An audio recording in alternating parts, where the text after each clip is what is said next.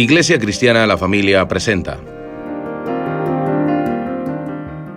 un mensaje a la luz de la palabra, con el pastor Bernardo Ríos. A continuación.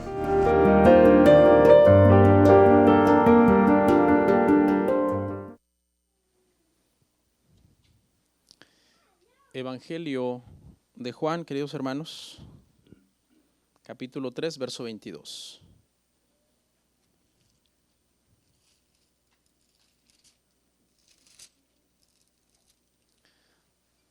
¿Lo tenemos? Bueno, vamos a leer las escrituras en esta mañana, hermanos. Juan, capítulo 3, verso 22 hasta el 36. Vamos a leer todo lo que resta prácticamente del capítulo. Después de esto vino Jesús con sus discípulos a la tierra de Judea y estuvo allí con ellos y bautizaba. Juan bautizaba también en Enón, junto a Salim, porque había allí muchas aguas, y venían y eran bautizados, porque Juan no había sido aún encarcelado. Entonces hubo discusión entre los discípulos de Juan y los judíos acerca de la purificación. Y viniendo a Juan le dijeron: Rabí, mira, el que estaba contigo al otro lado del Jordán, de quien diste testimonio, bautiza y todos vienen a él. Respondió Juan y dijo: No puede el hombre recibir nada si no le fuere dado del cielo. Vosotros mismos me sois testigos de que dije: yo no soy el Cristo, sino que soy enviado delante de él. El que tiene la esposa es el esposo, mas el amigo del esposo que está a su lado y le oye, se goza grandemente de la voz del esposo. Así pues, mi gozo está cumplido. Es necesario que él crezca, pero que yo mengüe. El que de arriba viene es sobre todos. El que es de la tierra es terrenal y cosas terrenales habla. El que viene del cielo es sobre todos. Y lo que vio y oyó, esto testifica, y nadie recibe su testimonio. El que recibe su testimonio, atestigua que Dios es veraz, porque el que Dios envió, las palabras de Dios habla. Pues Dios no da el Espíritu por medida. El Padre ama al Hijo y todas las cosas ha entregado en su mano. El que cree en el Hijo tiene vida eterna, pero el que rehúsa creer en el Hijo no verá la vida, sino que la ira de Dios está sobre él. Vamos a darle gracias a Dios, hermanos. Señor, gracias por este enorme privilegio que tenemos el día de hoy de poder seguir predicando el Evangelio, poder seguir enseñando las Escrituras. Contra toda marea, todo viento que nos es contrario en estos tiempos difíciles que estamos viviendo. Pero bueno, Señor, hasta aquí tú nos has sostenido y hasta donde tú digas continuaremos, Señor, con la enseñanza bíblica que es necesaria. Te ruego, Padre, que por medio de este sermón podamos recibir una infusión espiritual de fuerzas, de ánimo y gozo. Quiero ser sensible como predicador a los hermanos, sensible a la necesidad de los demás. Quiero amar a las personas por medio de la predicación, pero por sobre todas las cosas quiero ser fiel a tu palabra. Así que me pongo en tus manos y te pido me ayudes y mis hermanos el día de hoy, Padre, puedan atender tu palabra y concentrarse en el mensaje, Señor. En el nombre de Jesús, amén. Amén. ¿Pueden sentarse, hermanos? Bueno, estamos en el Evangelio de Juan. El día de hoy vamos a ver nuestro tema número 8. Después de la conversación entre Jesús y Nicodemo sobre el nuevo nacimiento, que fue nuestro tema de la semana pasada, Cristo sigue su ministerio, sigue haciendo la obra de Dios que el Señor, verdad, le ha encomendado. Y ahora vemos cómo el ministerio de Jesús va entrando poco a poco en escena y el ministerio de Juan el Bautista va saliendo, va terminando. Ya había iniciado el Señor Jesucristo su ministerio en el sentido de su inauguración con el primer milagro que hizo en Caná al convertir el agua en vino. Y poco a poco va entrando entonces, pero ahora vamos a ver ya algo más formal, algo que ya tiene que ver con una predicación y con el sacramento del bautismo. En este estudio, hermanos, entra por última vez en escena un personaje muy importante, que es Juan el Bautista. Hemos estado hablando bastante de Juan el Bautista, por lo menos en el capítulo 1, luego en el capítulo 2 lo dejamos descansar un poco. Y ahora al cierre del capítulo 3, vemos que todavía anda por ahí, mientras Jesús hizo el milagro en Caná, mientras Jesús tiene esta conversación con Nicodemo en el tema pasado. Paralelamente por ahí anda Juan, todavía bautizando personas. Entonces, prácticamente lo que vamos a ver el día de hoy, hermanos, en nuestro tema es una simbolización por medio del ministerio de Juan y por medio del ministerio de Cristo. Simbólicamente vamos a ver una transición del antiguo pacto al nuevo pacto. No voy a ser tan profundo en esto, obviamente, porque no estamos hablando en sí del antiguo pacto y del nuevo pacto. Vamos en su momento, con la ayuda del Señor, vamos a estudiar Hebreos y ahí vamos a ver cómo Hebreos 8:6 nos dice claramente que estamos en un mejor pacto, con un mejor mediador, por medio de mejores promesas, en donde estamos capacitados por el poder del Espíritu Santo para obedecer a Dios. Pero por ahora lo que vamos a ver entonces es, hermano, esta transición, y alguien estará preguntándose, ¿pero por qué? ¿Por qué estamos viendo en Juan 3 la transición del antiguo pacto al nuevo pacto? La razón es, hermanos, porque Juan el Bautista es el último profeta del antiguo pacto. ¿Okay? Aparece en el Nuevo Testamento, sí, pero aunque aparece en el Nuevo Testamento, después de 400 años de silencio después de Malaquías, en sí, siempre hemos dicho que Malaquías es el último profeta, sí, pero del Antiguo Testamento. Quiero que por favor comprendamos, hermanos, que hay una diferencia entre Antiguo Testamento y Antiguo Pacto. Son dos cosas diferentes. Malaquías sí es el profeta, el último profeta del Antiguo Testamento, pero no es el último profeta del Antiguo Pacto. ¿Ok? El último profeta del Antiguo Pacto es Juan el Bautista.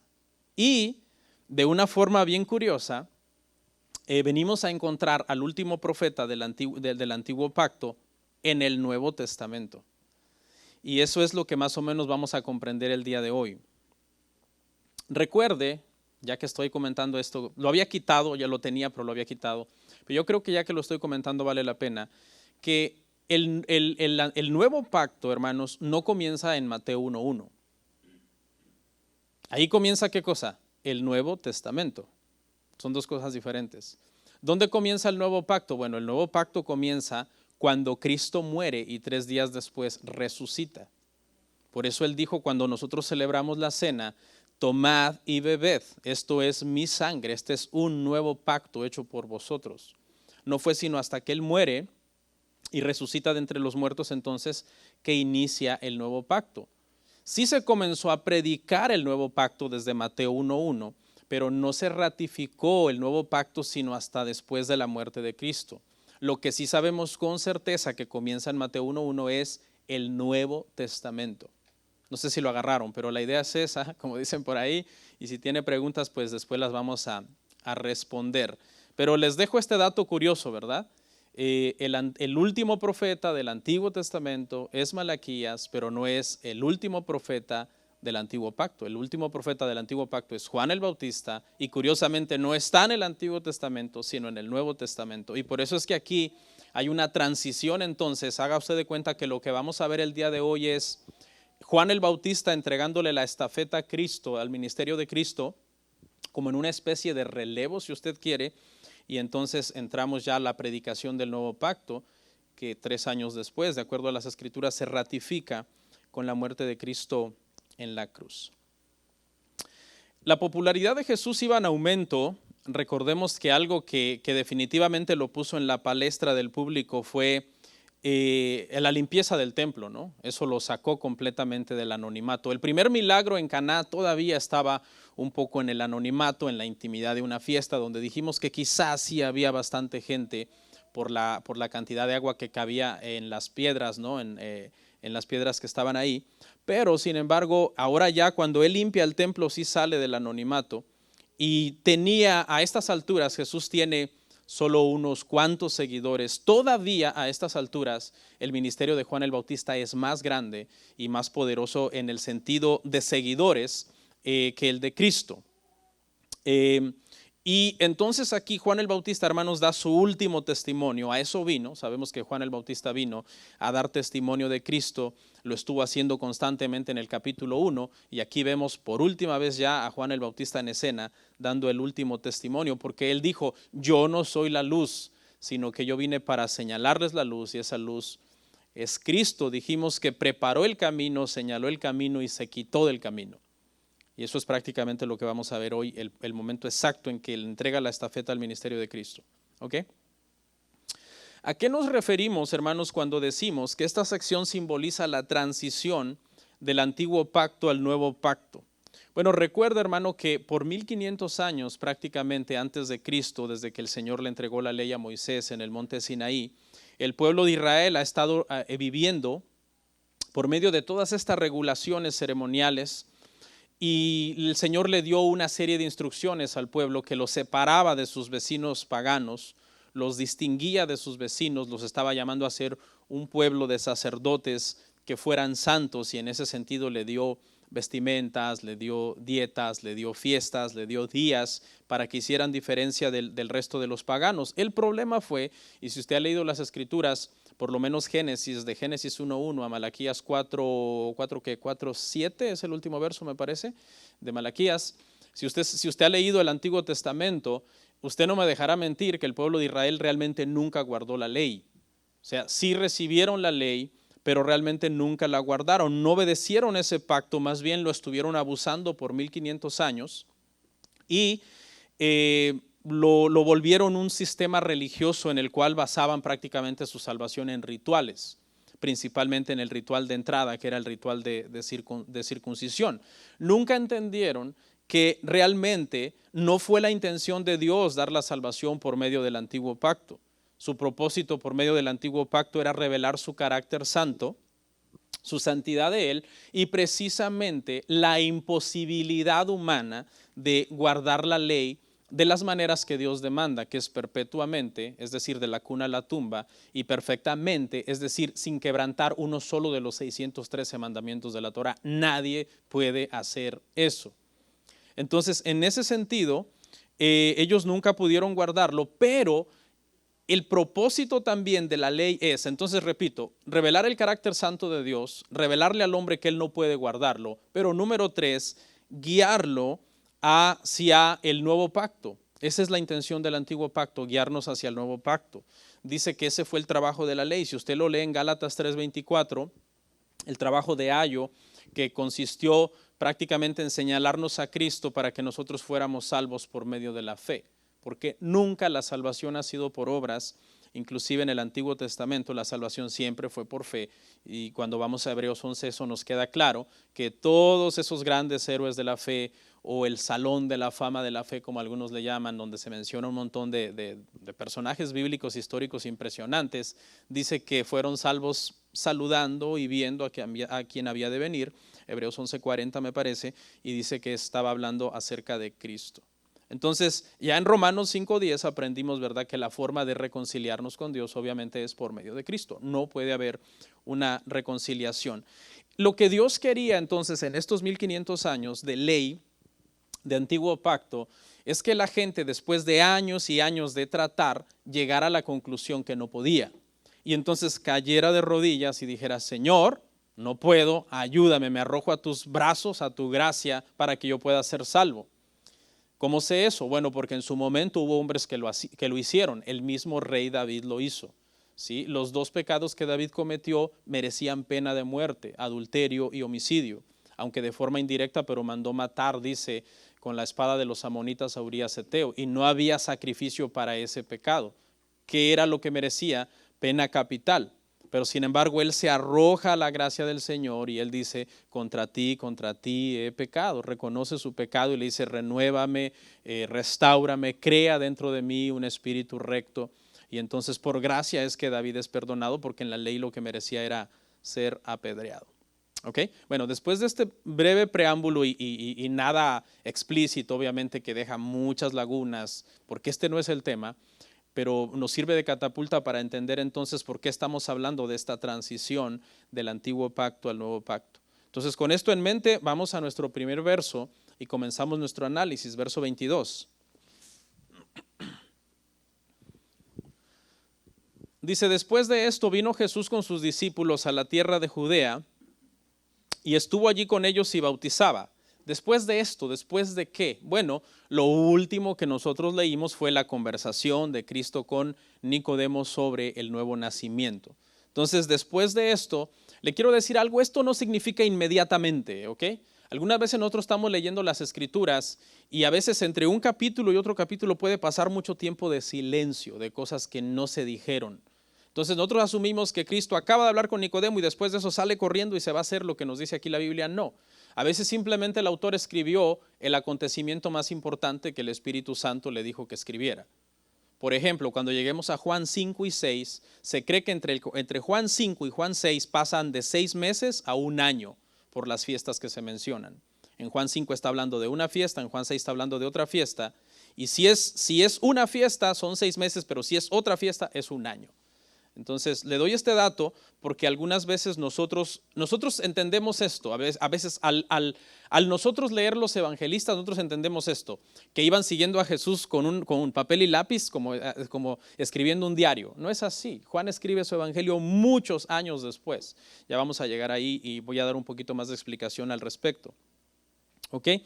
Dice, después de esto vino Jesús con sus discípulos a la tierra de Judea. Y aquí también quiero hacer una aclaración porque cuando Jesús habla con Nicodemo está en Jerusalén y ahora nos dice que va a Judea. El detalle es que Jerusalén también está en Judea. Entonces, ¿hay contradicción o qué pasó? O sea, si Jesús ya estaba en Judea al estar en Jerusalén, ¿por qué ahora nos dice que se fue de Jerusalén y fue a Judea? Bueno, porque lo que quiere decir es que se fue de Jerusalén, pero seguía dentro de la misma región.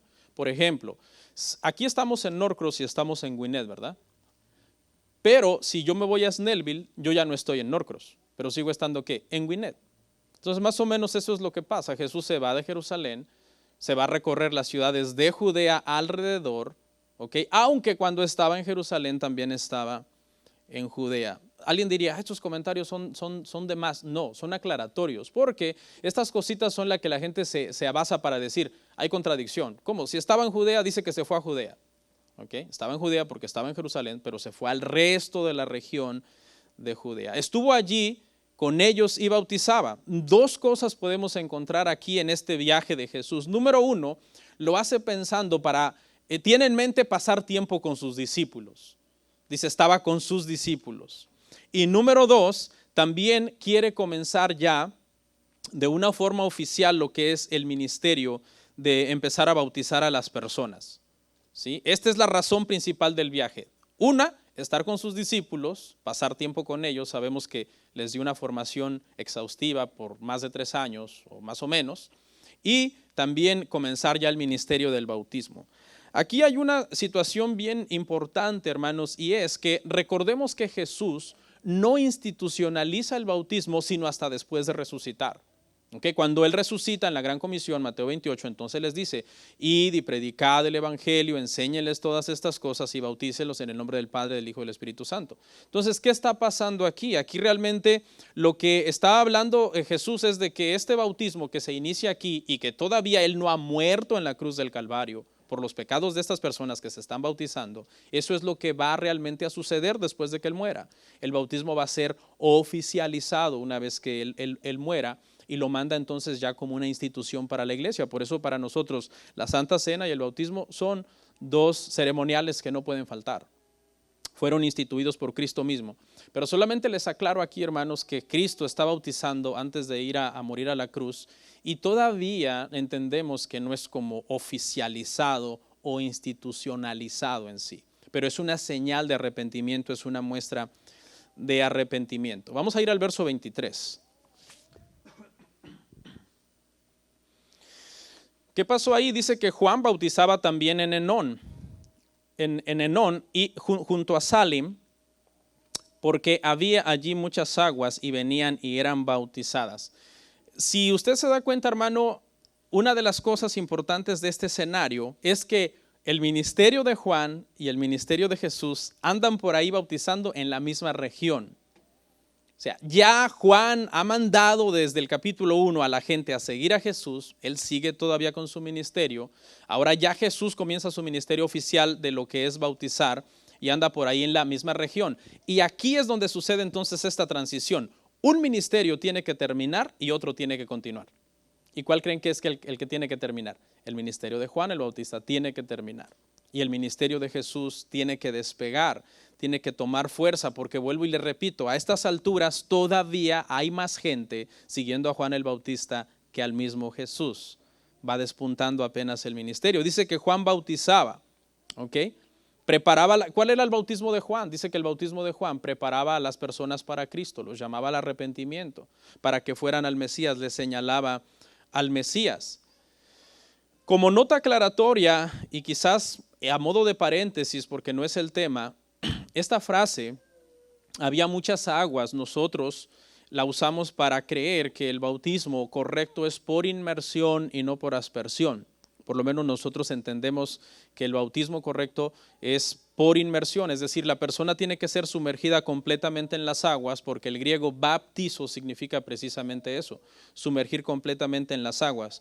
Pero ya que hago esta nota aclaratoria del bautismo, quiero hacer otras tres. Y es, número uno, que ya dije que no es por aspersión, sino por inmersión, pero también nosotros como iglesia creemos en el bautismo de creyentes y no de infantes. ¿Qué quiere decir eso? Quiere decir que solamente bautizamos a personas que profesan fe en Jesucristo. Y para eso obviamente se demanda una cierta edad. En tercer lugar, creemos que el bautismo debe de ser hecho en el nombre del Padre, del Hijo y del Espíritu Santo y no solamente en el nombre de Jesús. Y por último, como cuarta aclaración, también creemos que el bautismo es una señal de nuestra fe y no que sea una obra que produce salvación. No creemos entonces que el bautismo salve, sino que es una señal, un paso de obediencia que nosotros damos con el cual estamos diciendo que hemos sido salvados. Vamos a ir al verso 24, hermanos. Dice, porque Juan no había sido encarcelado. Esta es una nota aclaratoria. Si se hubiera quitado esto, no afectaría en nada el mensaje, pero es una nota aclaratoria porque en los evangelios sinópticos se relata de Juan un poco más adelante, todavía al capítulo 14, 14 de Mateo, todavía se sigue hablando de Juan aquí. Y lo que está haciendo el apóstol Juan es aclarar, obviamente, que Juan no ha sido encarcelado. ¿Por qué Juan sabe que Juan el apóstol, el escritor, sabe que Juan el Bautista no ha sido encarcelado? ¿Y por qué él tiene que aclarar que no ha sido encarcelado? Porque vuelvo y le repito, Juan el apóstol está escribiendo su evangelio cuando ya pasó todo. Y él desde aquí, desde el futuro, él puede relatar el pasado y decir, bueno, lo que pasa es que Juan todavía no había sido encarcelado. Por eso es que seguía por ahí todavía bautizando. Y esto lo hace también para armonizar con los sinópticos, porque los sinópticos escribieron antes. El evangelio de Juan fue el último evangelio en escribirse. ¿Okay? Tampoco estoy diciendo con esto, como dicen algunos herejes, que es súper tardío y que data del año 400 o cosas así. No, se escribió antes del año 99, pero es más tardío comparado con los sinópticos. Aquí es donde entonces voy a hacer una aclaración de algo que dejé sin terminar al principio, y es una pregunta. ¿Cómo pudieron escribir tan fidedignamente estos evangelistas, hermanos, los evangelios, después de tantos años? Porque acuérdese, le estoy diciendo que Juan el apóstol escribe muchos años después de que estas cosas sucedieron. La respuesta está en las mismas escrituras, y es que cuando Jesús se reúne con sus apóstoles en el aposento alto, que esa reunión dura de Juan 13 a Juan 17, por lo menos 4 capítulos, Él les dijo, yo me iré, pero no los dejaré huérfanos, les enviaré otro consolador, y cuando Él venga, Él les recordará cada palabra y los guiará a toda verdad. Entonces, por eso nosotros sabemos que los escritores sagrados, lo que ellos han escrito es lo que el Espíritu Santo, después de que pasaron muchos años, los movió a recordar exactamente lo que se tenía que escribir y a escribir exactamente sobre lo que era necesario escribir. Por eso es que el mismo Espíritu Santo decide dejar algunos silencios. ¿Por qué? Porque así es como Él lo decidió, Él es soberano. Amén. Bueno, de aquí en adelante, hermanos, lo que nos resta del sermón, vamos a dividirlo en dos partes. Del verso 25 al 30, vamos a estudiarlo bajo el tema Juan el Bautista y la era antigua. ¿Ok? Y luego los últimos versículos del 31 al 36 lo vamos a llamar el ministerio de Jesús y una nueva etapa en la historia, ¿no? de la salvación. Pero vamos a estudiar entonces la primera sección y lea conmigo el 25. Dice, entonces hubo discusión entre los discípulos de Juan y los judíos acerca de la purificación. ¿Cuál es el escenario? El escenario es que Juan está bautizando por allá, Jesús está bautizando por allá. Y en el original, aquí dice judíos en plural, en el original dice judío en singular. Parece que era un solo hombre judío en realidad el que estaba un poco preocupado porque ve a Juan bautizando por allá, a Jesús bautizando por allá, y le preocupa que este bautismo que ellos están administrando sea de alguna forma como enemigo de la purificación judía. Acuérdense que ellos eran muy dados a eso, ¿no? A constantemente estarse lavando. Entonces, ese es el contexto de esta discusión. Hay un hombre judío que viene y discute con los discípulos de Juan el Bautista. No está discutiendo con los discípulos de Jesús, que Jesús está por allá en otro lado, también con su ministerio. Verso 26. Dice, y vinieron a Juan y le dijeron, Rabí, mira que el que estaba contigo al otro lado del Jordán, de quien tú diste testimonio, bautiza y todos vienen a él. Estos que vienen a Juan, perdón, son los discípulos de Juan. ¿Ok? Hablan con este judío habla con ellos acerca de la purificación, de los rituales de purificación, está preocupado. Y entonces estos vienen a Juan y prácticamente lo que están diciendo estos discípulos, están molestos. ¿Ok? Están molestos con Jesús. La confrontación de este hombre judío sacó a luz que estas personas estaban un poco resentidos porque el ministerio de Jesús iba levantándose y pareciera como que ahora el ministerio de Juan el Bautista iba a comenzar a perder fuerza. ¿Ok? Mire cómo dicen, el que estaba contigo, ni siquiera dicen su nombre, están envidiosos. ¿No? Están ya con una mala actitud, como aquel, usted sabe cuando alguien se pone de mal humor, ¿no? Y ya no quiere ni decir el nombre bien de la persona, ya dice, aquel señor, aquel fulano. Y exageran el punto diciendo, todos vienen a él, como que quieren hacer a Juan como reaccionar. Juan, ¿qué estás haciendo? Estás mandando a todos a seguir a aquel, él está creciendo en popularidad y tú estás disminuyendo. Sin embargo, Juan el Bautista, hermanos, no reacciona como sus discípulos que estaban celosos. Él no está preocupado en lo más mínimo. Él no está preocupado en ser menos popular. Él no está preocupado que Jesús sea más popular.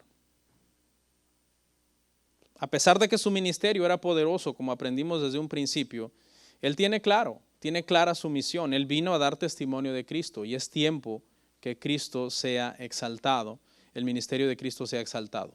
Verso 27. Respondió Juan y dijo, no puede el hombre recibir nada si no le fuere dado del cielo. ¿Ok? Aun cuando su ministerio va en descenso, él sigue firme, exaltando a Cristo. ¿Ok? Sigue en su papel de subordinado del Mesías. Entendía muy bien que su ministerio se lo había dado Dios, y que si Dios decía, Juan, hasta aquí llegó tu ministerio, esa era la voluntad de Dios y no tenía ningún problema con terminar su ministerio, si eso era lo que el Señor quería. Aquí hay una lección que metí yo aquí, una lección para nosotros, y es cómo debemos de gozarnos sanamente cuando el Señor en nuestras congregaciones levanta a un hermano, ¿verdad? Estoy usando la figura de Juan el Bautista. Juan el Bautista gozándose en cómo el Padre sigue levantando a su Hijo, y estoy trayendo una aplicación a nosotros como iglesia. en cómo, ¿verdad? En lugar de reaccionar como los apóstoles, los discípulos de Juan el Bautista, los discípulos de Juan el Bautista reaccionaron molestos y envidiosos, reaccionemos como Juan el Bautista. Cuando Dios levanta a un hermano dentro de nuestra iglesia con algún ministerio, con algún don. ¿Por qué? ¿Por qué debemos de reaccionar con gozo? Bueno, pues porque esos dones Dios se los ha dado para nuestra edificación. Ni siquiera son para Él, ni son de Él, de la persona, sino que son para nuestro bien. Y como miembros del mismo cuerpo, entonces debemos de gozarnos, hermanos. Amén. No es para nuestro mal. No reaccionemos como los discípulos de Juan el Bautista, con envidia, con celo, con competencia. Ellos comenzaron a ver a Jesús así, como un competidor. Dijeron, hoy estábamos bautizando aquí tan tranquilos, ahora ya se nos vino a arrimar Jesús por aquí. ¿A usted de cuenta que abrieran una iglesia aquí en la local que sigue, que yo me pusiera todo envidioso? ¿No? Entonces, no es bueno eso. 3:28. Les dice Juan, vosotros mismos me sois testigos de que dije, yo no soy el Cristo, sino que soy enviado delante de él. Juan calma a sus discípulos, les dice, yo no sé dónde surgió el malentendido que ustedes tienen, porque yo fui claro desde un principio. ¿Qué parte no entendieron? ¿Se acuerdan cuando llegaron a investigarlo los judíos? Él les dijo, fue enfático, yo no soy el Cristo. Entonces, lejos de molestarse, se alegra Juan. Verso 29. El que tiene la esposa es el esposo, mas el amigo del esposo que está a su lado y le oye, se goza grandemente de la voz del esposo. Así pues, mi gozo está cumplido. Aquí Juan el Bautista usa una figura, una analogía de la boda para ilustrar que el esposo es Cristo y su esposa es ¿quién? La iglesia. Y Juan el Bautista dice, yo no soy el esposo de la iglesia. Es cierto, le he predicado a varios se han arrepentido y los he bautizado, pero yo no los puedo salvar. Yo lo que estoy haciendo es dirigirlos a quien sí los puede salvar, al esposo. O sea, Juan tiene que quitarse de en medio, no estar estorbando más. Recuerda, hermano, que históricamente hubo gente que no entendió esto nunca y que siguieron a Juan el Bautista. Dicen los historiadores que todavía a principios del siglo II se encontraban por ahí sectas y grupos que eran seguidores de Juan el Bautista. En el mismo libro de Hechos vimos una escena, se recuerda, donde el apóstol Pablo le predica a un grupo y le dice, bueno, ¿en qué fuiste bautizados? En el bautismo de Juan. Y todavía no se habían convertido al cristianismo. Entonces, según la historia, hermanos, antigua, el hombre que entregaba, digamos, a su mejor amigo a la hora de casarse, si no lo entregaba al padre, lo entregaba al mejor amigo, pues obviamente se gozaba. No, si tú tienes un buen amigo y ese buen amigo tuyo se va a casar y se va a casar con un buen partido, entonces, ¿qué haces tú? Tú te alegras. ¿No? Y eso es lo que está diciendo aquí Juan el Bautista, mi gozo está cumplido. Yo me gozo porque soy amigo del esposo, pero yo no soy el esposo. Es Cristo el que realmente se va a casar con la iglesia. Según la historia, hermanos, también nos dicen los estudiosos que el amigo del novio tenía estrictamente prohibido casarse con la novia en caso de que el novio no se acabara casando con ella. No podía hacer eso, aunque estuviera disponible. Porque el novio le dijo a la mera hora, ¿sabes qué? Ya no me quiero casar contigo. Si tú eras amigo del esposo, no te podías casar. Y eso lo vemos en la Biblia, ¿no? Por ejemplo, a varios compañeros de ellos les dieron, a la mujer que iba a ser para ellos, se la dieron a su compañero. Le pasó a David, ¿verdad? Que ya a punto de darle su mujer, se la dieron a otro. Y le pasó también a Sansón, ¿no? Que le dieron su esposa a su compañero. Y eso fue lo que desató precisamente la furia de Sansón, porque fue una especie como de burla. Dice Juan, mi gozo está cumplido, ahí en la última parte del versículo. Mi gozo está cumplido. Esto es lo que yo vine a hacer. Discípulos míos, les está diciendo, no se enojen, tranquilos. Yo nunca dije que yo soy el Cristo, Él es el Cristo, es necesario que la gente lo siga a Él. Y aquí hay una lección también para nosotros los ministros, ¿verdad? Los que predicamos. No debemos de medir nuestro éxito como predicadores en cuánta gente nos sigue a nosotros. Debemos de medir realmente qué tan bien estamos haciendo nuestro trabajo cuando vemos a la gente que por medio de la predicación, de cómo Dios nos usa la enseñanza, la gente sigue a Cristo y se afirma en Cristo. Verso 30.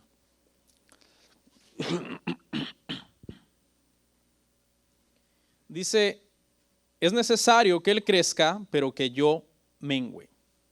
Es corto el verso, pero es profundo. ¿Por qué? Es una de las declaraciones más grandes de humildad que hay en la Biblia. Y viene de uno de los hombres más grandes de la Biblia, porque Jesús mismo dijo eso, ¿se acuerdan? Yo les digo que de los de nacidos de mujer, no hay otro más grande que Juan el Bautista. Entonces aquí lo irónico es cómo el hombre más grande al que Jesús señala como un hombre grande, él viene y hace la declaración más humilde que encontramos en el Nuevo Testamento. Y aquí la lección es para todos, hermano.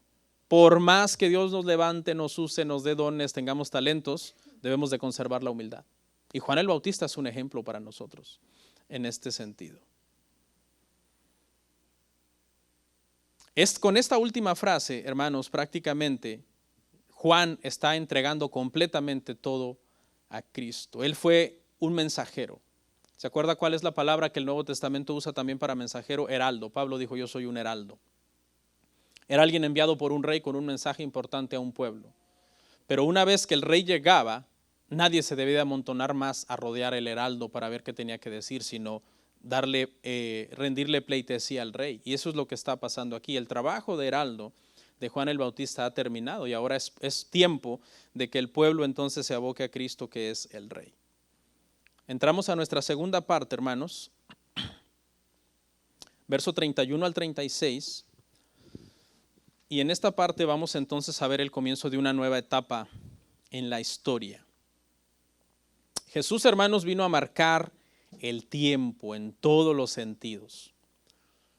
Dicen los estudiosos, ¿verdad?, cuando leemos la palabra tiempo en el Nuevo Testamento o temporadas en el Nuevo Testamento, que hay dos palabras y no significan lo mismo.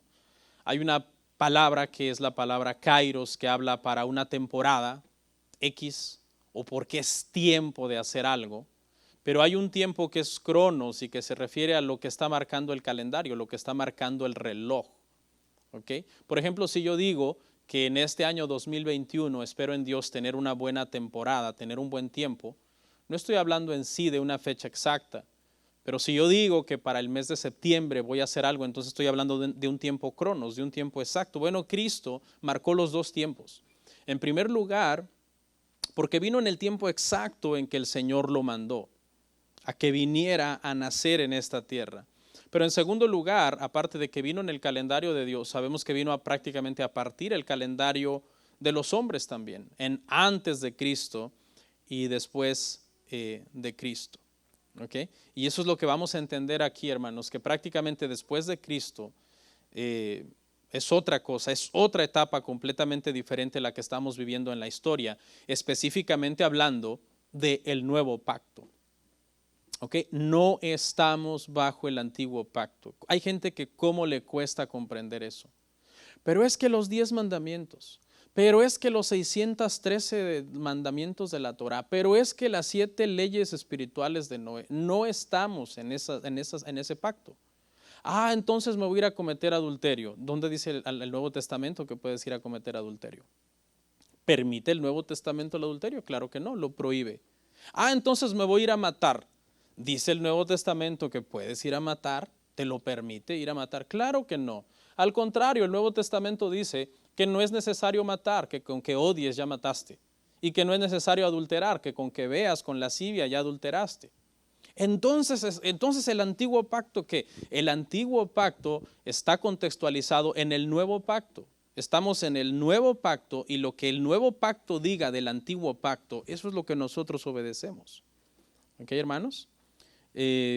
Nunca será suficiente aclarar esto y hasta que lleguemos al libro de Hebreos y veamos verso a verso la transición del antiguo pacto al nuevo pacto, yo creo que entonces a mucha gente le va a quedar claro, pero realmente no estamos, hermano, bajo ninguna de las leyes antiguas, sino bajo las leyes nuevas, la ley de Cristo, en donde todo lo que Cristo haya puesto, escuche, todo lo que Cristo haya agarrado del antiguo pacto y lo haya puesto en el contexto del nuevo pacto, donde somos salvos por su muerte, por su sangre, donde no necesitamos circuncisión, ni guardar días, ni guardar fiestas, ni guardar dietas, ni nada de eso, hasta entonces, hasta que no llegue la persona a comprender eso, no ha entendido el evangelio. Mucha gente que no entiende esto, hermano, se va atrás y vuelven otra vez a ponerse un yugo en la nuca y se vuelven a esclavizar otra vez a los antiguos rudimentos, pero no es así. ¿Ok? Bueno, hermanos, vamos a ver aquí 5 razones de la supremacía absoluta de Cristo. ¿Ok? 5 razones de la supremacía absoluta de Cristo. ¿Por qué estamos bajo un nuevo pacto? ¿Por qué es tan importante esta noticia de que estamos bajo un nuevo pacto? ¿Y cuál es la certificación de esta declaración? Bueno, esta parte, hermanos, antes de empezar a analizarla, hay 2 posturas. Hay gente que dice que aquí está hablando el apóstol Juan, es decir, el escritor. Y hay otra postura que dice que aquí está hablando Juan el Bautista. ¿Ok?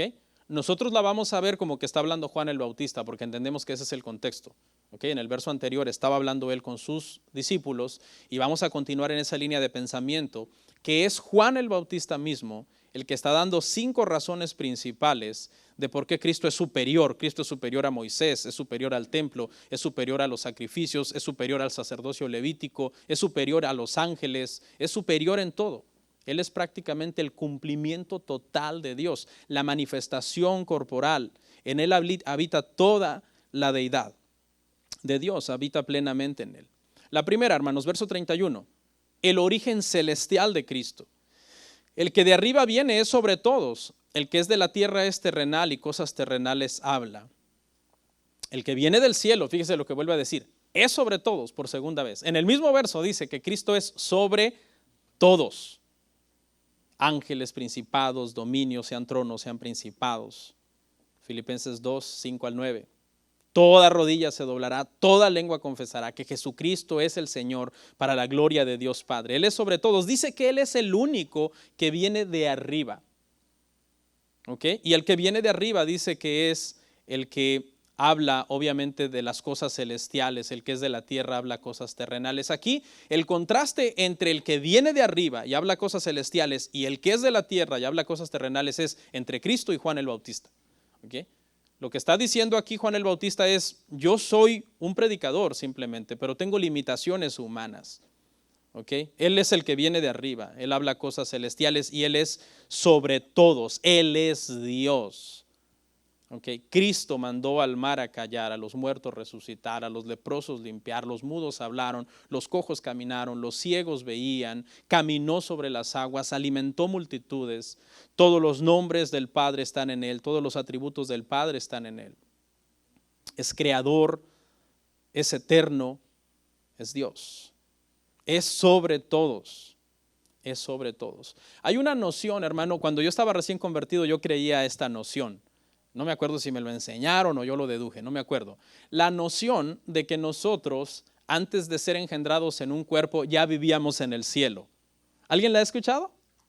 Quiero ver, podemos participar si quieren. ¿Alguien ha escuchado esa noción que antes de que nosotros hayamos sido engendrados en el cuerpo, ya habitábamos en el cielo? ¿Alguien la ha escuchado? ¿Nadie? Wow, todos tienen buena doctrina, excepto yo estaba mal.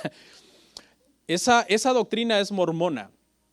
Okay, de que nosotros todos somos como espíritus sin cuerpo en el cielo, esperando a que una mujer se embarace para que podamos nacer y tener un cuerpo. Por eso es que ellos creen en tener muchísimos hijos, porque le están haciendo un favor a espíritus incorpóreos del cielo. Esa noción es falsa, hermanos. ¿Okay?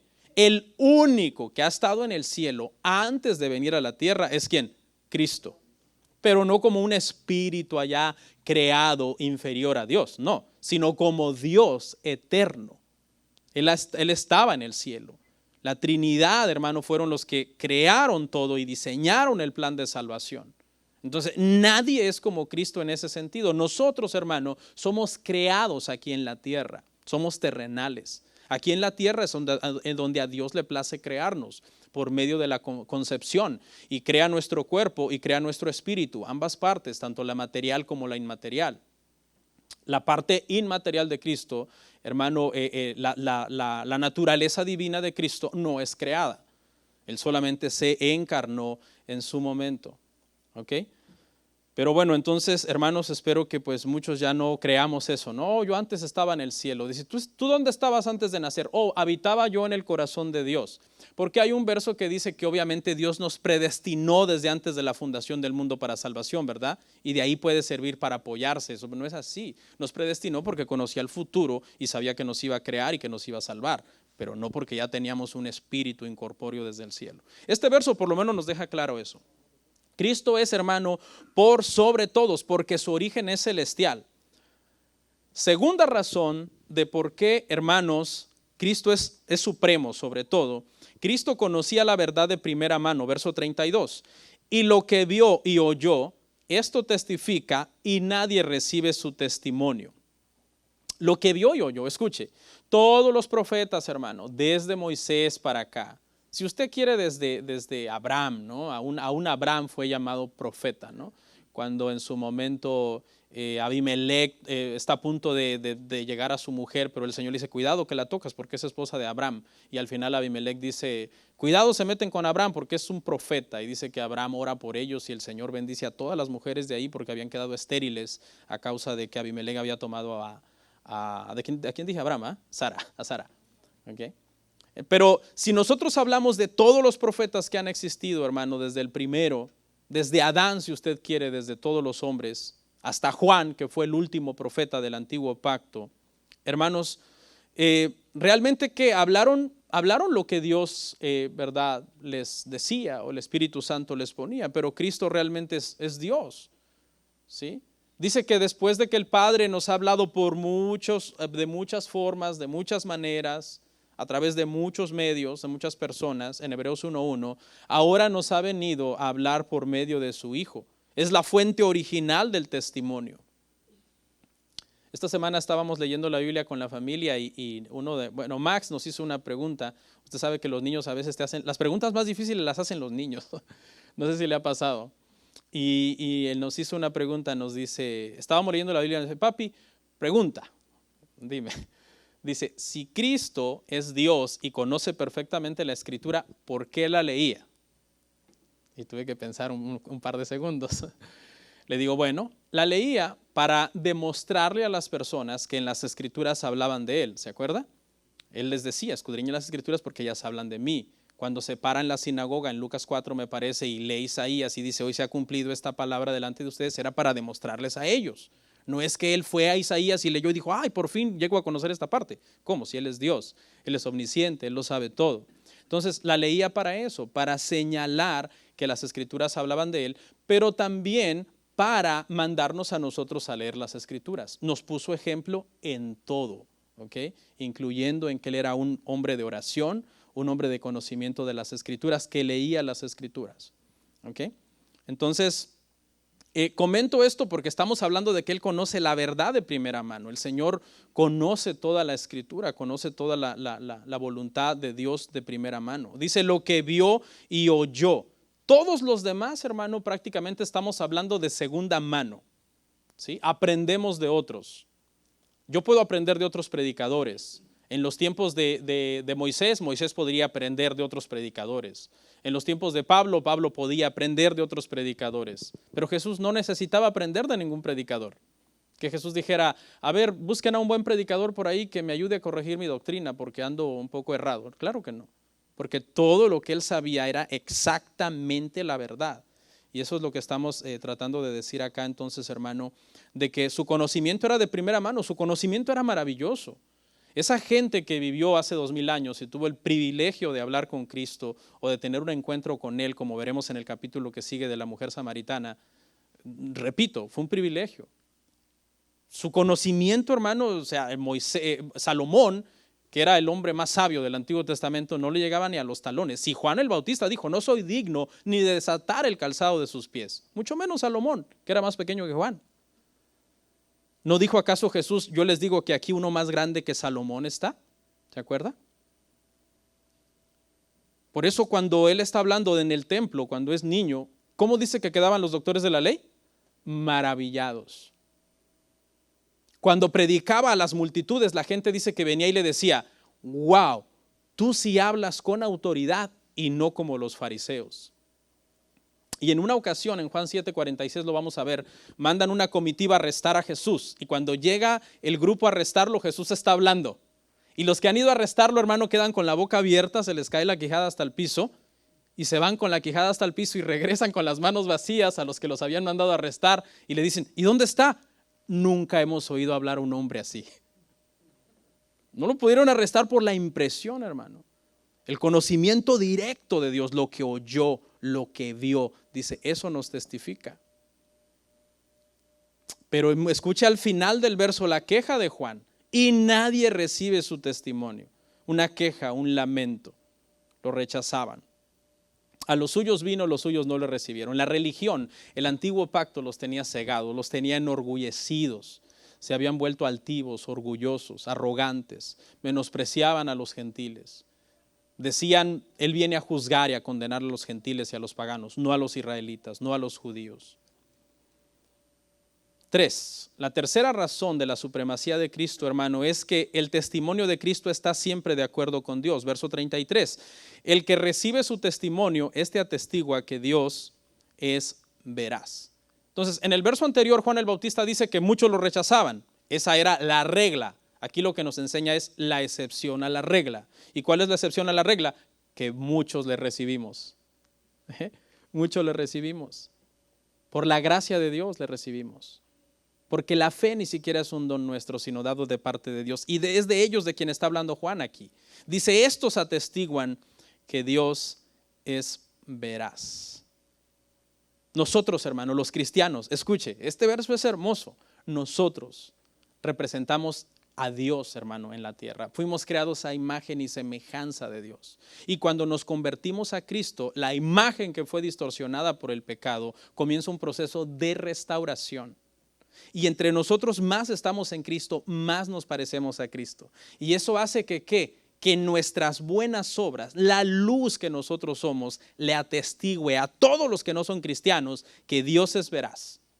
Nosotros somos un testimonio viviente para los incrédulos. El simple hecho de haber nacido de nuevo y que nuestra vida ha sido transformada en Cristo, que oramos, que leemos las Escrituras, que servimos, que nos congregamos, que nuestra mentalidad es cristiana, nuestra mentalidad espiritual es como dicen por ahí, es como una cachetada con guante blanco. Le estamos diciendo a los incrédulos, ¿cómo me puedes decir que Dios no existe o que no crees en el Evangelio cuando soy un testimonio de que Dios es veraz?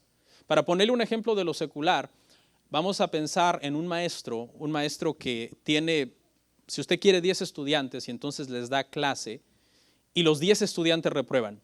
¿Qué se puede deducir de eso? Que el maestro es malo, ¿verdad? Ahora, si este maestro, hermano, le da la clase a los 10 estudiantes y 2 de esos 10 sacan excelentes calificaciones, entonces, ¿quiénes son culpables? ¿El maestro o los 8 que reprobaron? Los 8 que reprobaron. El maestro hizo su trabajo. Y eso es lo que Cristo vino a hacer. Vino Cristo, hizo su trabajo, los que estamos en Él y caminamos como Él y andamos como Él anduvo, entonces nosotros somos el testimonio. Nosotros le estamos diciendo a los incrédulos, no es Él, Dios no ha fallado. Sea Dios veraz y todo hombre mentiroso, son ustedes los que necesitan a Dios. Este verso es crucial, hermano, por una razón. Escuche, los que el Señor Jesucristo nos ha transformado por medio del nuevo nacimiento, damos testimonio de que Dios, hermanos, es veraz. Estamos en Cristo, el Señor ha hecho la obra en nosotros. Dios es veraz por medio de Cristo. La gente entonces, hermano, que no venga a Cristo, está en serios problemas, Porque Cristo es la salida, Cristo es la solución. ¿Cómo puede un humano, piensa en esto, cómo puede un humano atreverse a rechazar a Cristo cuando el mismo Dios, el mismo Padre dice que tiene complacencia en su Hijo amado? Piensa en eso, piensa en el contraste tan enorme. El Padre dice, me complazco, tú eres mi Hijo amado. Y un ser humano pecador dice, no me complazco en ti, no te quiero en mi vida. Puedo comprender intelectualmente la verdad como fue el caso de Nicodemo, aunque después se convirtió, pero no te quiero. Nicodemo en el pasaje que leímos todavía no dobló su rodilla y dijo, tú eres Dios.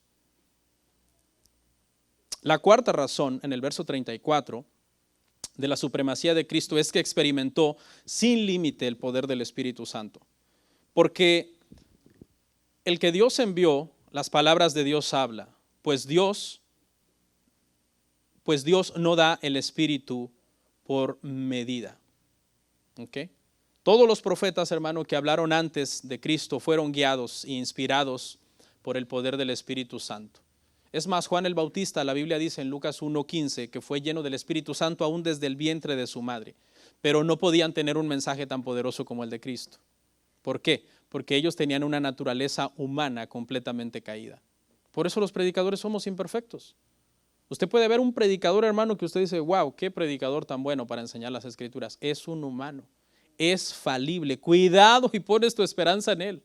Cuidado y pones tu fe en él. Porque es un humano. Y eso todos vemos los errores de todos los grandes profetas del Antiguo Testamento. ¿Y en Cristo podemos encontrar eso? Claro que no. Porque estaba lleno sin medida por el Espíritu Santo y no había ninguna naturaleza humana caída en él que fuera a estorbar la obra o el ministerio que él estaba haciendo. Él es Dios, él es perfecto. Siempre, todo lo que Cristo decía, siempre concordaba con la verdad. Algunas veces yo tristemente descubro que algo que dije no es muy exacto. Me pasó en un tema de Romanos, de la serie pasada. Después, cuando acabó el sermón y me puse a meditar, dije, algo que dije no es tan exacto. Y hay una contradicción de lo que dije con un verso que no armonicé bien. O sea, nosotros los predicadores a veces concordamos con la verdad. Que Dios nos ayude para que la mayor parte de veces nuestra predicación esté de acuerdo a la verdad. Pero el testimonio de Cristo siempre era exacto con la verdad. Siempre, no había error en él. Y la quinta razón de la supremacía de Cristo en el verso 35 es que al Padre le plació entregar toda autoridad al Hijo. El Padre ama al Hijo y todas las cosas ha entregado en su mano. Todo, todo es prácticamente un resumen de los 4 puntos anteriores. Lo que los 4 puntos anteriores han dicho de una forma implícita, aquí es explícitamente el punto 5, dice, toda autoridad ha sido entregada de parte del Padre hacia el Hijo, en el cielo, en la tierra, debajo de la tierra. No hay nada, hermano, que no se sujete a Cristo, y el que no lo haga en esta era, lo hará en la era venidera. ¿Sí? A como sea. Yo tengo un lema que dice, o aceptas a Cristo tu Salvador o te las tienes que ver con Cristo el juez. Porque llegará el momento, hermanos, en que, y alguien dice, no, pues ahí me arreglo con él. No, es que será un juez con el que no puedes negociar, inmisericordia. Pastor, pero si Cristo es amor. Claro que es amor, mientras estás vivo y te arrepientes. ¿Ok? Pero una vez que las personas llegan a ser juzgados, hermano, delante de Dios, si no han sido, hermanos, justificados por Cristo, no hay esperanza más. ¿Okay? Y por último, hermanos, para gozo de vuestras almas, llegamos al verso 36. O debería decir de sus estómagos. Bueno, alguien podría decir, es que aquí tengo el alma. Verso 36, el que cree en el Hijo tiene vida eterna, pero el que rehúsa creer en el Hijo no verá la vida, sino que la ira de Dios está sobre él. Dijimos que estamos analizando esto desde el punto de vista que lo dijo ¿quién? Juan el Bautista. Esta es la última frase de Juan el Bautista. Juan el Bautista, según los historiadores, o cuando lo armonizamos con los sinópticos, no mucho tiempo después fue arrestado por Herodes Antipa, fue puesto en un calabozo. Un día la mujer la hija de su mujer le hizo una danza ahí exótica a este hombre en su cumpleaños y le gustó tanto al hombre que dijo, pídeme lo que quieras y yo te lo voy a dar. Y dice que la madre aconsejó a la hija y le dijo, pide que te entregue la cabeza de Juan el Bautista en un plato. Qué mujer tan sádica, hermano. Qué escena tan sangrienta la que esta mujer, ¿dónde tenía las entrañas esta mujer? ¿Usted aceptaría que le traigan en un plato una cabeza humana? Fíjese el odio, cómo alguien cuando se llena de odio, hermano, ya no mide, ¿no? su nivel de maldad, su nivel de caer en lo grotesco. Y llegó a su clímax, su propósito ha sido terminado, pero este es el clímax del sermón, ponga atención. Si se pierde esto, se perdió todo. Escuche, el clímax del sermón, Porque Juan el Bautista, hermano, aquí hace dos cosas, una invitación y una advertencia. Una invitación y una advertencia. Como dicen en mi pueblo, pare oreja. Escuche, número 1, la invitación es a creer en Cristo y tener vida eterna. Gloria a Dios por eso. Pero la advertencia es que el que rehúse creer en Cristo no verá la vida, sino que la ira de Dios estará sobre él. Juan 3:16, el versículo que habla más supuestamente del amor y que está en este capítulo 3, 20 versículos más adelante, en este verso 36, habla sobre la ira de Dios también. Ya lo dije, pero vale la pena repetirlo, siempre hay gente nueva que lo oye por primera vez, y es que debemos entender que mientras la cruz, hermano, es la manifestación más grande de amor de parte de Dios hacia el pecador, para los que vienen en Cristo, también es la más grande manifestación de ira para aquellos que rehúsen creer en su Hijo. Cuidemos nuestra vida, hermanos. La cruz no es solamente un colguije que uno se puede poner, y está bien, no está mal hacerlo, siempre y cuando tengas entendimiento. Hay muchos pastores legalistas que dicen, ay, no te puedes colgar una cruz. Yo no creo que sea así. Más bien creo que es un hermoso símbolo cristiano, solamente que mucha gente no lo entiende. Pero te advierto algo, ten cuidado de que no cargues la cruz de Cristo en el pecho y al diablo en los hechos. Que ni siquiera es una frase mía, es una frase que es conocida por siglos, esa frase es histórica, ¿no? Mucha gente carga la cruz de Cristo en el pecho y al diablo en los hechos. Eso es pura hipocresía, colgarte una cruz en el pecho y vivir una vida que no agrada a Dios. Y para concluir este sermón quiero contarles una anécdota y con esto vamos a terminar. Se dice que una vez llegó una prostituta muy afligida a una iglesia. Iba muy desesperada esta mujer, se miraba su rostro completamente, hermano, desencajado, y entró a la iglesia de una forma apresurada mientras sostenía con mucho amor, con mucho ahínco, un cuaderno en sus manos. Tenía un cuaderno en sus manos esta mujer. Y llegó a la iglesia y bueno, cuando la vieron tan mal, la llevaron a la oficina del pastor para que el pastor le diera consejería. Y el pastor estuvo dándole unos consejos y le presentó el evangelio. Después de presentarle el evangelio por unos minutos, la mujer dijo, ya no aguanto más, ¿qué tengo que hacer?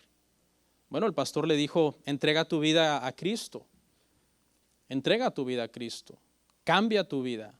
Dios te puede ayudar, Dios te puede fortalecer, Dios te puede sacar. La mujer dijo, bueno, ya no aguanto esta vida, hagámoslo. Y la mujer hizo una oración, el pastor oró por ella, repitió una oración. Y después que el pastor terminó de orar por esta mujer, el pastor le dio curiosidad y le dijo, ¿qué es ese cuaderno que sostienes con tanto, que te aferras a ese cuaderno? ¿Qué es? Y la mujer dijo, bueno, ese cuaderno es donde tengo toda la lista de los contactos de mis clientes. Acuérdese que era una prostituta. Entonces el pastor le dijo, bueno, mira, ¿qué te parece si para celebrar tu nuevo nacimiento y alabar a Dios por el cambio que Dios está haciendo en tu vida, que Dios ha hecho en tu vida, hagamos algo, quememos ese cuaderno en este momento? La mujer se quedó callada por un momento, el rostro le cambió de sonrisas y de amabilidad a seriedad, y dijo la mujer, no, pero es que este cuaderno vale mucho dinero. El pastor le dijo, bueno, supongo que sí vale mucho dinero, pero ahora que eres cristiana ya no lo vas a necesitar.